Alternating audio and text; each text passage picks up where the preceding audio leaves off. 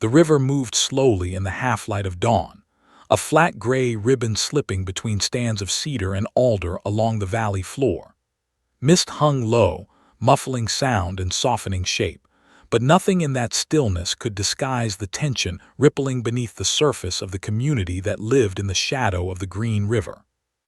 Even before the newspapers found a name for the dread, the people closest to it felt a cold pressure settle in their chests, an intuition that something was moving in their midst, something patient, practiced, and hunting. Long before most of Washington would hear the words Green River Killer, young women had already begun disappearing. Some were last seen under neon motel signs or at the edges of busy truck stops, drifting between places where the world hardly noticed a face unless it owed money. Others were reported missing by families who still held onto thin threads of hope, unsure whether their daughters had run, relapsed, or been swallowed by something far darker than anyone wanted to imagine. In those first years, the cases were scattered across precincts that did not yet realize they were staring at fragments of a single monstrous pattern. In the quiet residential neighborhood south of Seattle, life continued in an oddly normal rhythm. Gary Ridgway lived in one such place, on a street lined with tidy lawns, gravel driveways, and children's bikes abandoned near mailboxes. He was a man who blended into the scenery, who could nod politely at neighbors while pulling weeds from his front garden. He seemed unremarkable, a man of soft-spoken habits and predictable routines, the sort of person whose name would never spark recognition outside of casual small talk. He worked steady jobs, first in the military and later as a truck painter, clocking in and out with the reliability of a machine. If he felt anything unusual, nobody around him ever sensed it. The surface of his life was so ordinary that it became a kind of camouflage. But beneath that exterior, there were impulses carved deep into him long before the world knew his name. Gary had grown up in a home where anger moved like a hidden current, his parents, fights erupting with sudden intensity. His mother's dominance and his father's volatility shaped him in ways he barely understood. The confusion and resentment that filled him in childhood calcified into something sharper by adolescence. By the time he was a teenager, he was already walking the thin line between fascination and violence. There were moments he would later describe in halting fragments, the fantasies he could not control, the first time he heard an animal, the rage that surged in him when he felt small or powerless. These memories did not excuse what he became, but they formed the earliest sketches of a man who would one day weaponize his need for control in ways unimaginable to those who knew him. The women who encountered him in adulthood rarely saw that shadowed history. They saw a customer or a man offering them a ride, or someone who spoke gently enough that he didn't set off alarm bells in the first few minutes. Many were young, living on the margins, caught in cycles of survival that made every decision a negotiation between risk and necessity. For some, drugs framed their days. For others, homelessness dictated their movements. Some had left home willingly, others had been pushed out. What they shared, tragically, was vulnerability, something Ridgway recognized, targeted, and exploited with chilling precision. Before the public learned the extent of his crimes, detectives along Pacific Highway South began to realize that the missing women shared certain patterns, their locations, their lifestyles, their last known sightings. The early 1980s were not gentle years for sex workers in the region, and the police response was uneven, hindered by stigma and chronically limited resources. Still, when bodies began appearing near the riverbanks, tangled in brush or half-buried in shallow graves, the urgency sharpened. The Green River Task Force formed under the relentless pressure of time and fear. They combed dense woods, sifted river mud, and mapped crime scenes on sprawling boards covered with photographs and pins linked by red thread. Every discovery was a wound to the community and a maddening hint at a predator who seemed to stay one step ahead. Ridgway watched these developments with unsettling calm.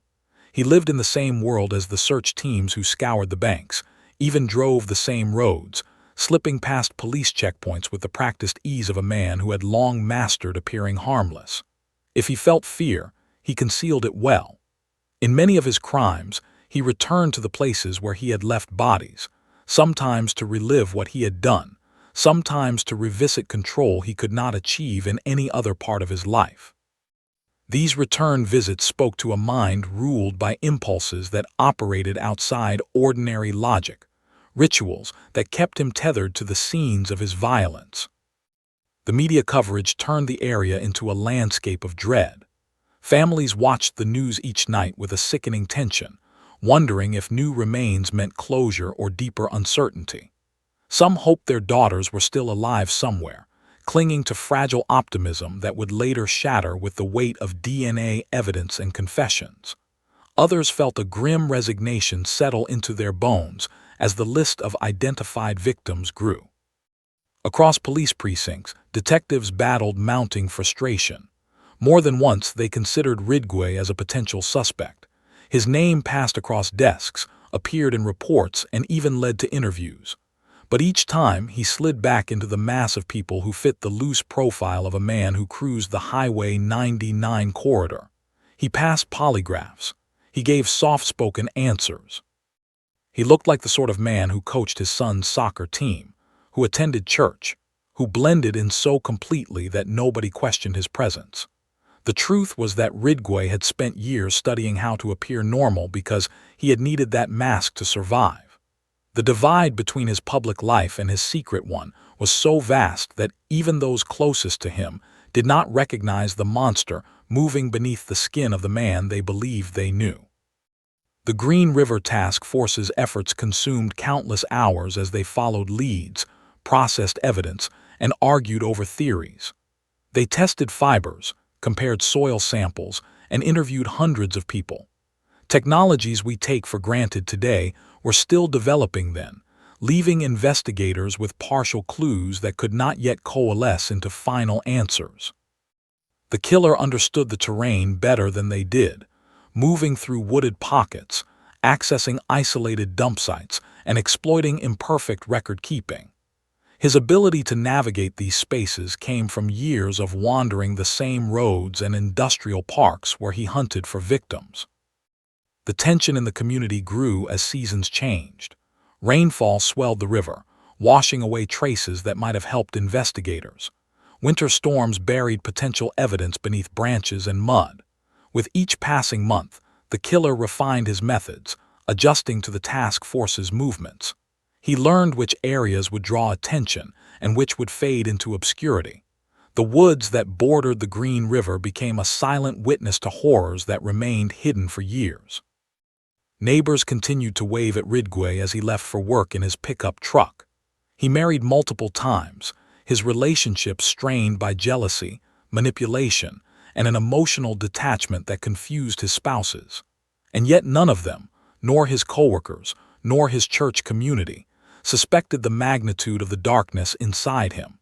He wore his normalcy like armor, and it protected him far longer than investigators or the public could have imagined. The victims, meanwhile, became names in lists that newspapers printed with a growing sense of urgency. Some descriptions were painfully brief, just a name, an age, a date last seen. Families taped their daughters' photos to telephone poles and bus shelters. The criminal investigation struggled under the weight of public pressure and the grief that seeped into every attempt to find answers. Detectives met with families who clung to fading hopes, and each conversation reinforced the magnitude of the task before them. Years passed and the case veered between breakthroughs and dead ends. New bodies were found. Old ones were identified. The task force expanded, shrank, reorganized, and persisted, driven by a stubborn refusal to allow the killer to vanish into anonymity. But Ridgway adapted to every shift in strategy. His movements grew more calculated, his choices more deliberate. For a time, he diversified his disposal sites, experimenting with new terrain to confuse investigators. Yet patterns still emerged, patterns that would eventually provide the threads needed to untangle the truth.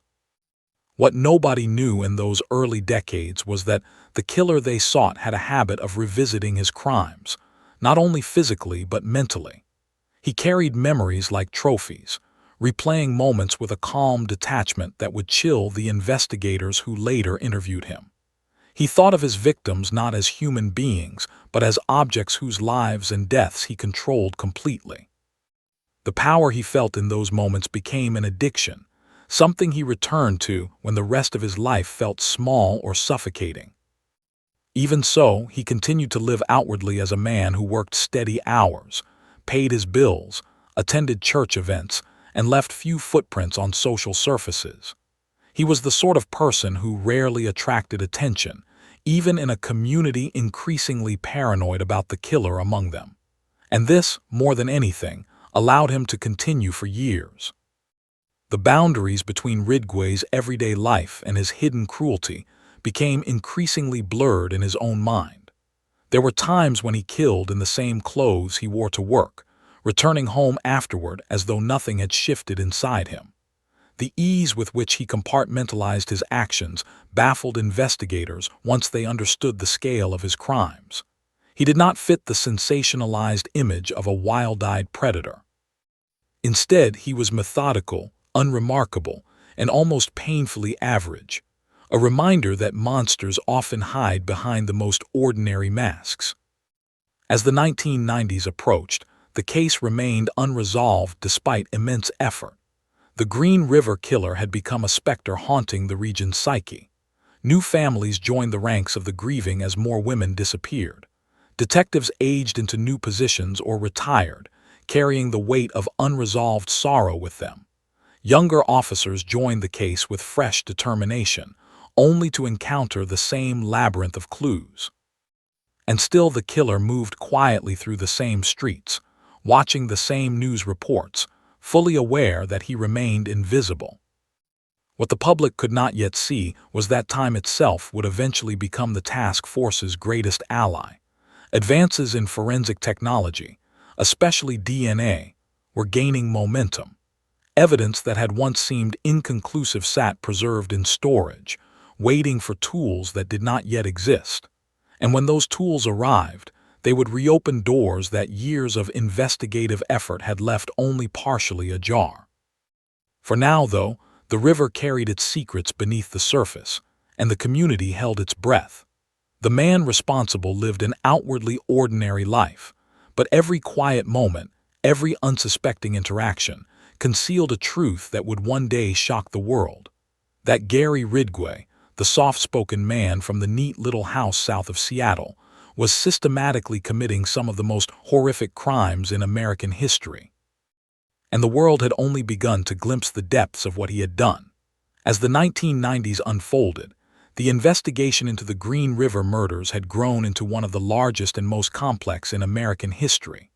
Rooms once filled with detectives working shoulder to shoulder now held shelves upon shelves of evidence boxes, file folders thick with reports, cassette tapes of interviews, photographs of crime scenes, and maps so layered with markings that they resembled chaotic webs.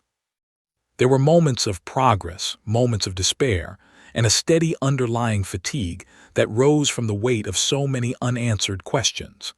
Yet no one involved ever truly gave up, because behind each file number was a daughter, a sister, a friend, someone whose absence carved a wound into the lives of those left behind. The public's attention shifted at times to other stories, other tragedies, but the shadow of the Green River never fully disappeared. It lingered at the edge of local consciousness, resurfacing whenever another set of remains was uncovered or when the task force held a press conference.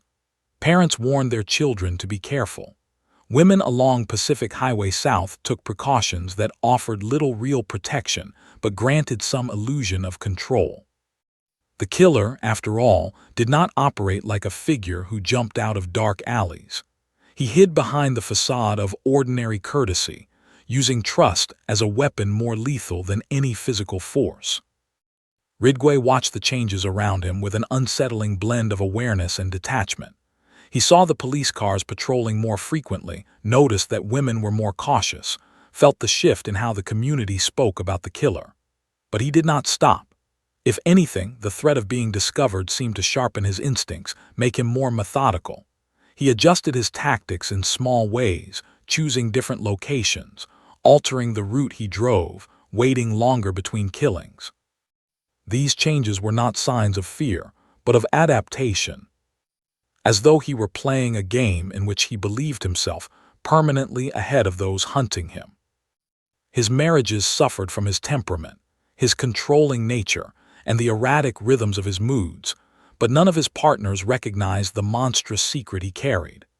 Jealousy was one of the few emotions he expressed openly, often erupting unexpectedly and aimed at the women who tried to build lives with him. He nitpicked their habits, watched their movements, and demanded reassurances that went far beyond normal insecurity.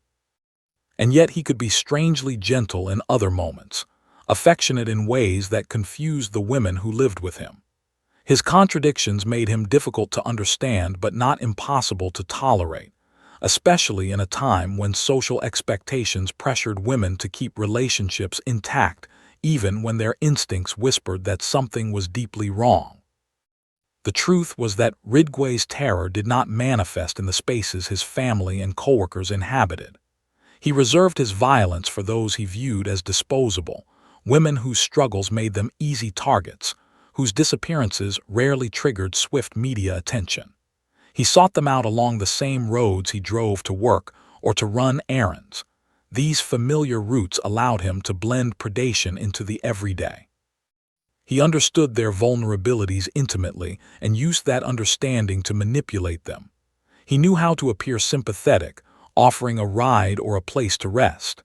He knew how to shift his tone, how to seem harmless, how to erase suspicion long enough to trap them. While investigators struggled to gather evidence strong enough to identify a single suspect, Ridgway carried on as though insulated by fate itself. He underwent a polygraph test, fielded interviews, and nodded politely when officers asked routine questions. His calmness during these encounters later baffled those who studied the case. He had, after all, already killed numerous women by the time detectives sat across from him. But the machine deemed him truthful, and the investigators, overworked and drowning in leads, had little choice but to turn their focus elsewhere. If they had known then how close they had been, the weight of that missed opportunity might have broken them. Even so, cracks in Ridgway's invincibility slowly began to form. A few survivors recalled rides with him that felt wrong, moments when his demeanor shifted or his questions became unsettling. Some had escaped when his anger flared unexpectedly, leaving them with a chilling sense that they had narrowly avoided the fate that had claimed so many others. But these women were often mistrustful of authorities or feared their accounts would be dismissed. In those years, the voices of marginalized women rarely carried the authority needed to spur widespread action, and so their warnings trickled into the margins of police reports, without igniting the breakthrough investigators so desperately needed. Meanwhile, the landscape of forensic science was changing. Laboratories around the country were refining DNA analysis, transforming it from an experimental tool into a reliable method of identifying suspects. Evidence gathered years earlier, fibers, hairs, bodily fluids, held far greater potential than investigators in the early 1980s could have imagined. Detectives who had long believed the case might never be solved felt a cautious spark of hope. If they could apply the new science to the old evidence, they might finally uncover the identity of the man who had haunted their careers. But first they needed time, funding, and access to the growing technology. Bureaucracy, budget constraints, and shifting political climates slowed their progress. Cases piled higher as new missing persons reports emerged, each one reminding the task force how far they still had to go. Some detectives left the unit, unable to bear the emotional toll, while others remained, their determination hardened by years of frustration.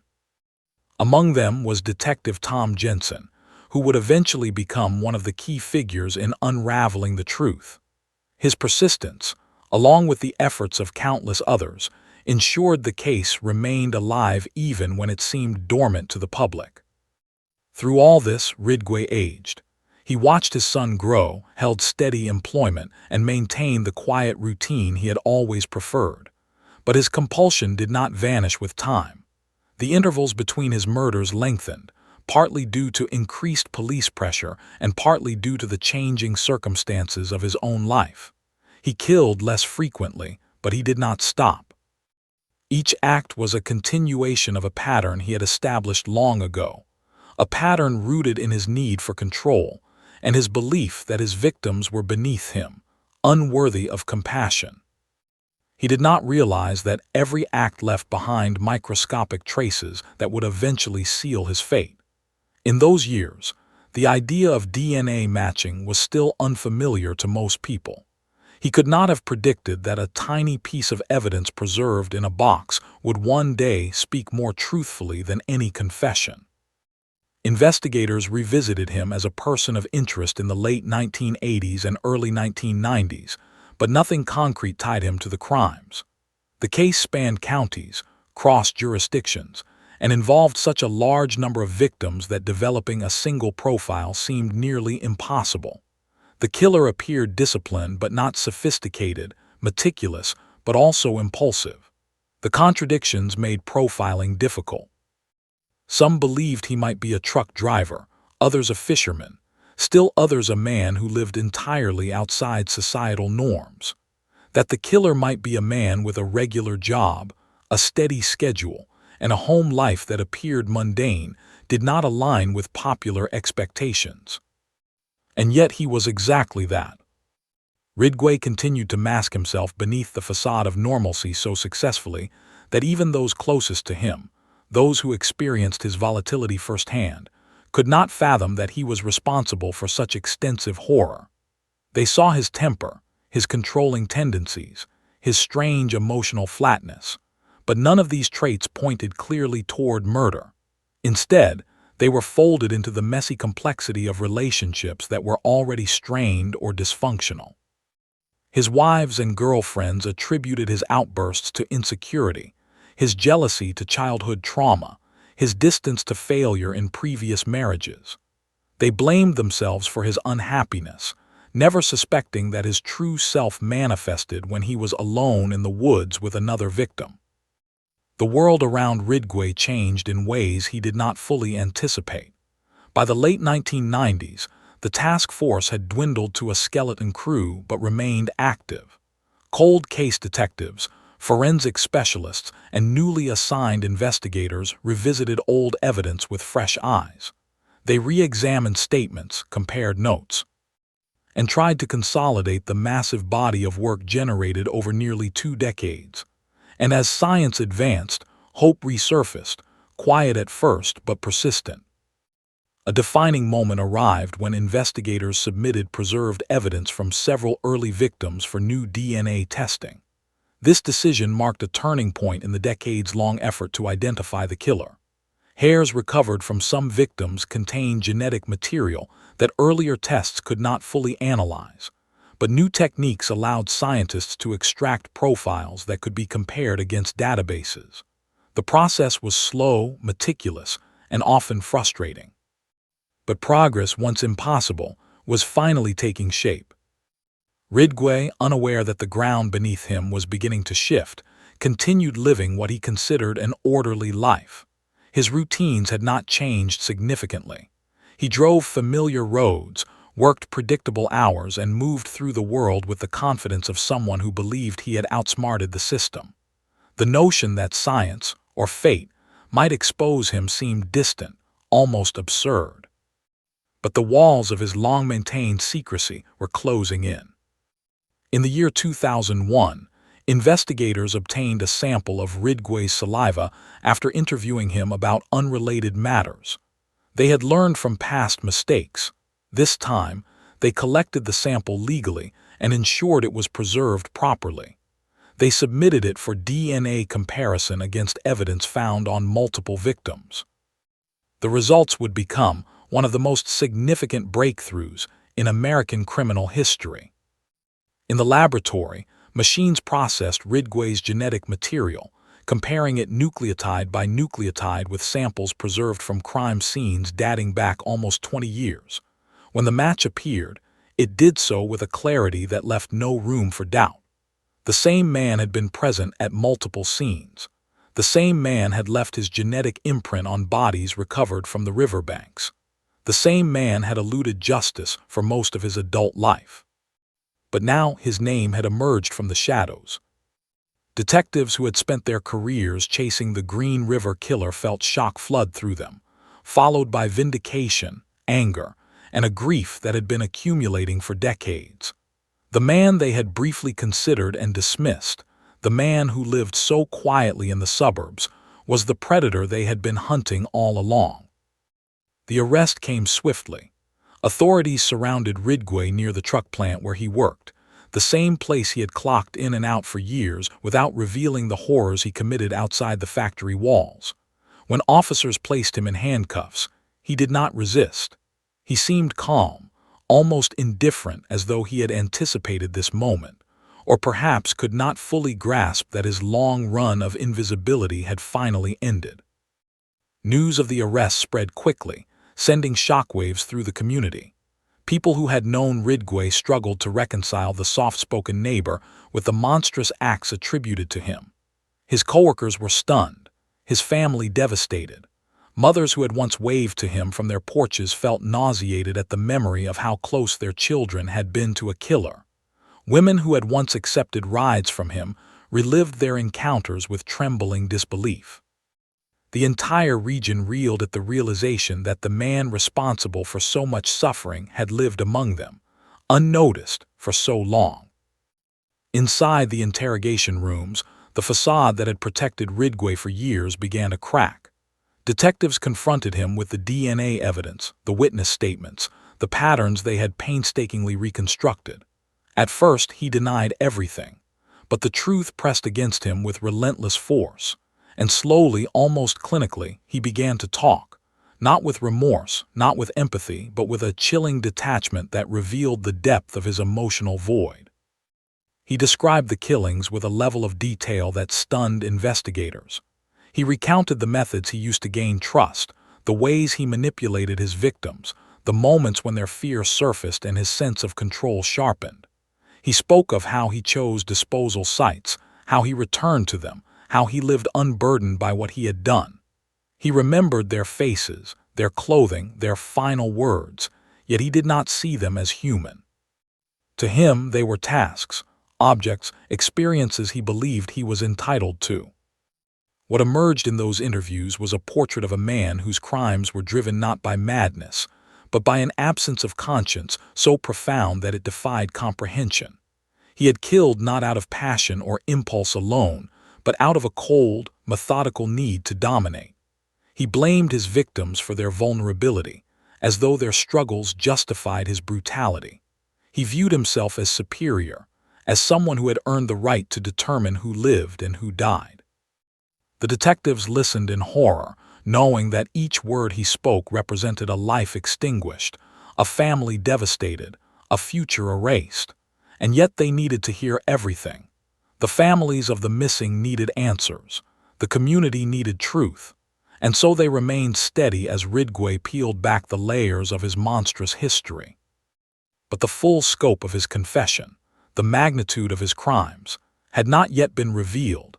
As Ridgway's interviews continued, detectives realized they were no longer speaking only to a suspect, but to a key that could unlock decades of agonizing uncertainty. Families who had waited since the early 1980s watched the news with trembling hands, torn between hope for long-awaited answers and dread for what those answers might reveal. Every detail Ridgway provided was another fragment of truth, a map point in the sprawling geography of grief he had carved across Washington state. The task force knew that securing convictions required more than confessions. They needed corroboration, physical evidence, witness accounts, site visits, and Ridgway, perhaps recognizing that his fate was sealed, cooperated in ways that chilled even the most seasoned investigators. He agreed to guide detectives through the forests and brush where he had left victims decades earlier. The excursions were surreal. A soft-spoken middle-aged man in handcuffs calmly pointing out where he had dragged bodies, where he had returned to commit unspeakable acts, where he had stood and watched the river move as if nothing he had done were extraordinary. Detectives followed him through thick undergrowth, across uneven ground, stepping over fallen logs while Ridgway pointed with a casualness that bordered on the grotesque. Sometimes he remembered exact locations, other times he paused, scanning the trees, searching his memory for landmarks that had long since changed. Nature had begun reclaiming many of the sites, grass regrown, brush thickened, animal tracks scattered across soil that once held secrets. But even when he could not point to a precise spot, his descriptions aligned with earlier discoveries, filling gaps that had haunted investigators for years. What struck many detectives was his emotional vacancy. He described strangling women with his bare hands, recounting the process as though describing a mundane chore. He acknowledged returning to their bodies, sometimes days later, with a tone so devoid of shame or horror that it forced the detectives listening to compartmentalize their revulsion. Some later admitted that they felt as though they were speaking to a man whose humanity had eroded long before his arrest, leaving behind only a shell capable of imitation, but not empathy. With each confession, the known victim count grew. Ridgway initially admitted to 49 murders, the number that would later secure his place among the most prolific serial killers in American history. But he also hinted repeatedly that the true number was higher. He claimed he had lost track, that he had killed so many he couldn't remember them all. Whether this was the truth or another manipulation remained a point of debate among criminologists and psychologists, but the implications were devastating. Families whose daughters had vanished but never been found listened to these admissions with a painful realization. The answers they had hoped for might never come. Lawyers, judges, and prosecutors deliberated over how to proceed. The evidence was overwhelming, but the scope of the crimes was so vast that a traditional trial threatened to stretch into years.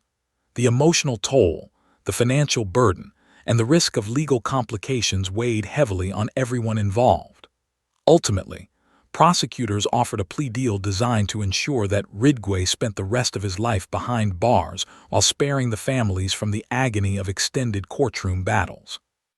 In exchange for taking the death penalty off the table, Ridgway had to confess to every murder he could recall and assist authorities in locating as many victims as possible. The decision sparked intense public debate. Some believed he deserved death for the horrors he committed,